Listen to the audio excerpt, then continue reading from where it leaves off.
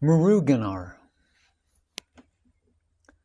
History has recorded the illustrious lives of saints like Gnanasambar, Mirabai, and Andal, whose time on earth culminated in their being absorbed into a flame and merging with the Lord. However, one of Bhagavan's devotees, a remarkable poet-saint, began his spiritual life with the darshan of a huge flame on his very first meeting with his guru in 1923 at Ramanasramam. In subsequent days, whenever he looked at Bhagavan, he saw a luminosity surrounding the holy form. This devotee was Muruganar, a Tamil poet who was held in the highest esteem by the whole Tamil community. As a renowned Tamil teacher and scholar, he actively served in a committee of Tamil scholars who were engaged in the tremendous task of preparing volumes of the first Tamil lexicon. Muruganar was deeply devoted to Lord Shiva. He spent much of his time reading the Thiruvachakam, a poetic outpouring of ecstasy experienced by the saint Manachakavara, who was a devotee of Shiva and lived 700 years ago. Whenever he read it, he would yearn for the same ecstasy and fulfillment that that saint felt in his own Shiva bhakti. It was around this time that his father-in-law, Dandapani Swami, presented him with two books written by Bhagavan, Who Am I? And the Arunachala Stuti Panchakam, the former a work on Jnana Marga, and the latter on an outpouring of devotional songs drenched in bhakti. He read them many times over and soon learned from his friends that Bhagavan was in a state of constant non-dual jnana that was virtually unheard of in recent times. Muruganar felt a deep longing to visit and serve this saint and receive his blessings in the form of divine ecstasy.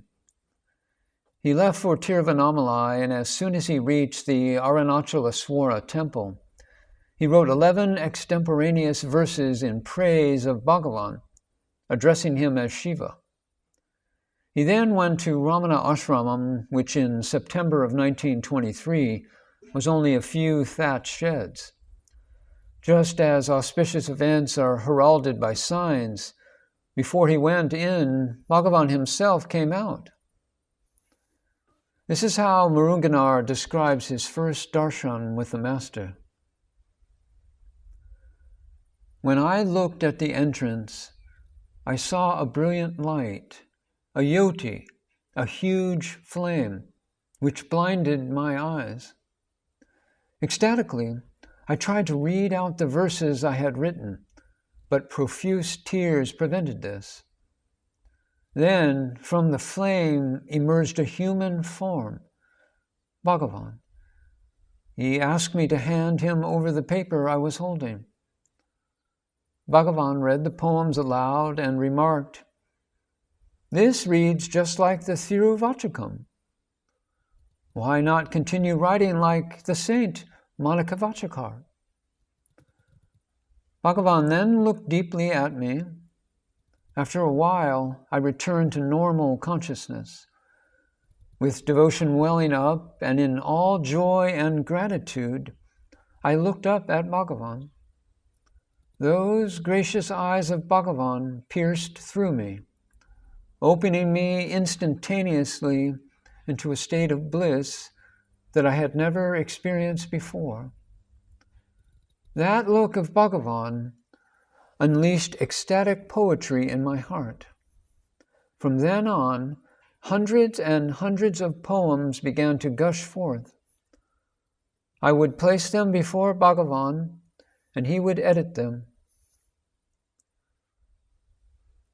Muruganar was choked with emotion when he narrated this to me. It was a great spiritual experience for me on that day.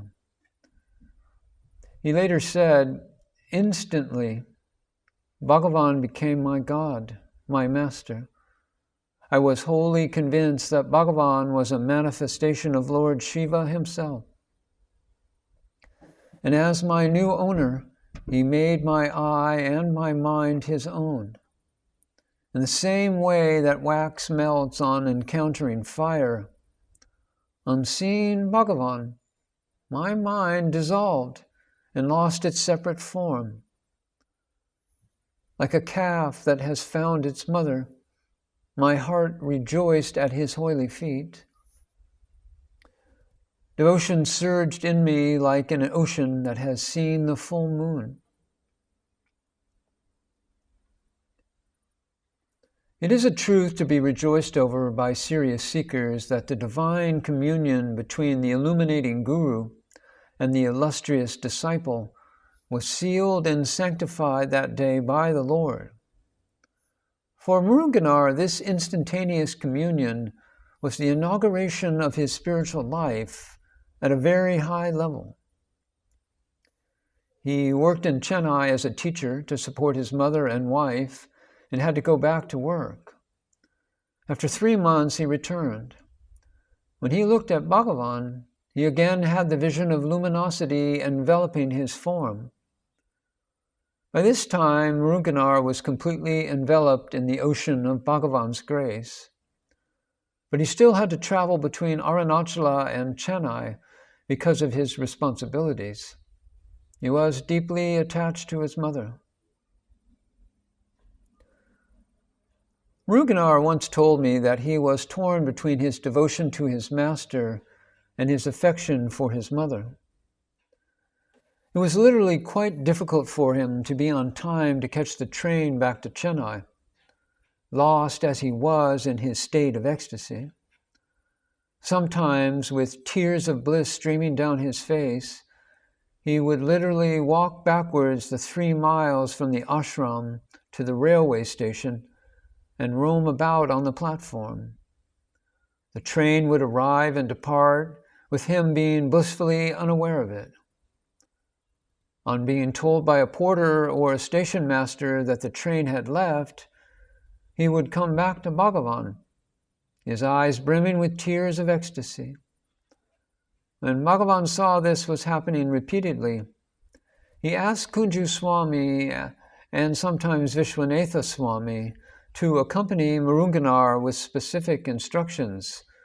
Bhagavan said, "Put him on the train and return to the ashram only after the train leaves." Muruganar's mother passed away in the last part of 1924. He performed the last rites himself, took some portion of the ashes in an urn, and came to Bhagavan.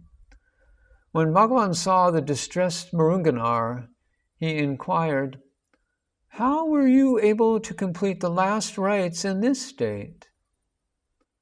Muruganar broke down on hearing this. So touched was he by his master's solicitude. Someone mentioned that the ashes were kept in an urn outside.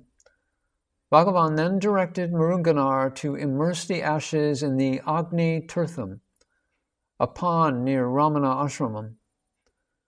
Muruganar got highly emotional as he told me about Bhagavan's compassion. He resigned from his job and cut off all worldly ties and came to Bhagavan for good in 1926, totally surrendering himself. Bhagavan welcomed him wholeheartedly. From then on, a new chapter in Muruganar's life began.